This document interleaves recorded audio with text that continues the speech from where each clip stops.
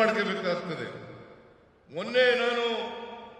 ನಿನ್ನೆ ಮೈಸೂರಿನಲ್ಲಿ ಈಗ ಪ್ರಶ್ನೆ ಕೇಳಿದ್ರು ಪತ್ರಿಕೆಯವರು, ಯುದ್ಧ ಮಾಡ್ತಕ್ಕಂಥ ಅಗತ್ಯ ಇದೆಯಾ ಈಗ ಅಂತೇಳಿ. ನಾನು ಹೇಳಿದೆ ಯುದ್ಧ ಮಾಡ್ತಕ್ಕಂಥ ಅಗತ್ಯ ಇಲ್ಲ ಈಗ, ಆದರೆ ಭಯೋತ್ಪಾದನೆಯನ್ನ ಬೇರು ಸಹಿತ ಕಿತ್ತಾಕ್ತಕ್ಕಂಥದ್ದು ಅತ್ಯಂತ ಅವಶ್ಯ, ಭದ್ರತೆಯನ್ನ ಜನರಿಗೆ ಕೊಡ್ತಕ್ಕಂಥದ್ದು ಅತ್ಯಂತ ಅವಶ್ಯ.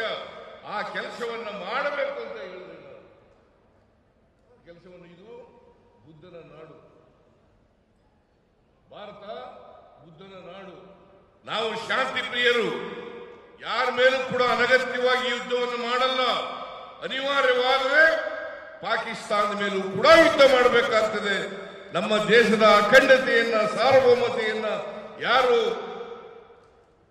ಅದನ್ನ ಕಡಿಮೆ ಮಾಡಲಿಕ್ಕೆ ಪ್ರಯತ್ನ ಮಾಡ್ತಾರೆ. ನಿಮ್ಮ ಜೊತೆ ಕೆಲಸ ಮಾಡಿದ್ದು ಬಹಳ ಖುಷಿ ಆಯಿತು. ನೀವೇ ಬೆಸ್ಟ್ ಬಾಸ್. ಇಷ್ಟದ ಮ್ಯಾನೇಜರ್ ಆಗಿದ್ದೆ, ಇನ್ನು ಮುಂದೆ ಬಾಸ್ ಆಗ್ತೀನಿ. ಹೇಗೆ? Boss Vala B the boss.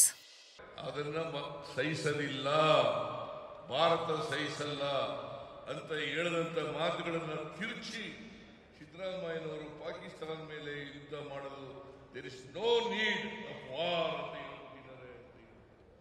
There is no need of war. ನಾವು ಯಾವತ್ತೂ ಕೂಡ ದೇಶಕ್ಕೆ ಧಕ್ಕೆ ಆದರೆ, ದೇಶದ ಸಾರ್ವಭೌಮತೆಗೆ ಧಕ್ಕೆ ಆದರೆ, ದೇಶದ ಅಖಂಡತೆಗೆ ಧಕ್ಕೆ ಆದರೆ, ನಮ್ಮ ನೆಲ ಜಲಕ್ಕೆ ಧಕ್ಕೆ ಆದರೆ ಯಾವತ್ತೂ ನಾವು ಸುಮ್ಮನಿರಲ್ಲ. ಯಾರೇ ಆದ್ರೂ ಕೂಡ ಅವ್ರ ಮೇಲೆ ಯುದ್ಧವನ್ನ ಮಾಡೇ ತೀರ್ತೀವಿ, ಅವರನ್ನ ಬಗ್ಗು ಬಡಿತಕ್ಕಂಥ ಕೆಲಸವನ್ನು ಮಾಡ್ತೇವೆ ಅಂತಕ್ಕಂಥ ಮಾತುಗಳನ್ನ ಕೂಡ ನಾನು ಈ ಸಂದರ್ಭದಲ್ಲಿ ಹೇಳಲಿಕ್ಕೆ ಬಯಸ್ತಾ ಇದ್ದೇನೆ. ಆದ್ರೆ ನಿನ್ನೆ ಹೇಳಿದ್ದು, ಇವತ್ತು ಪಾಕಿಸ್ತಾನ ಮೇಲೆ ಯುದ್ಧ ಮಾಡತಕ್ಕಂಥ ಅಗತ್ಯ ಇಲ್ಲ, ಅನಿವಾರ್ಯವಾದರೆ ಯುದ್ಧ ಮಾಡೋಣ. ಇದು ಬುದ್ಧನ ನಾಡು, ಬಸವಣ್ಣನ ನಾಡು.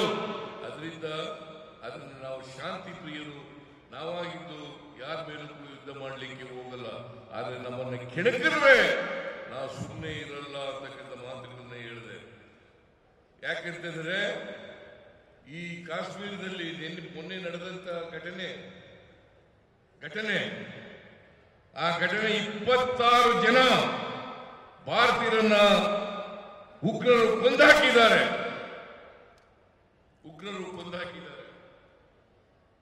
ಕೆಲವು ವರ್ಷಗಳ ಹಿಂದೆ 40 ಜನ ಪುಲ್ವಾಮಾ ಇನ್ಸಿಡೆಂಟ್, 40 ಜನ ಸೈನಿಕರನ್ನು ಕೊಂದು ಹಾಕಿದ್ರು.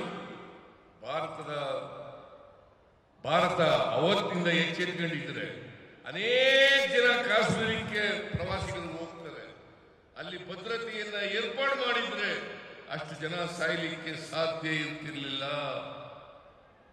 ನಾನು ಈ ಉಗ್ರರ ದಾಳಿಯನ್ನ ಕಡಾಖಂಡಿತವಾಗಿ ಖಂಡ ತುಂಡವಾಗಿ ಖಂಡಿಸ್ತೇನೆ ಅಂತಕ್ಕಂಥ ಮಾತುಗಳನ್ನು ಹೇಳಲಿಕ್ಕೆ ಬಯಸ್ತಾ ಇದ್ದೇನೆ.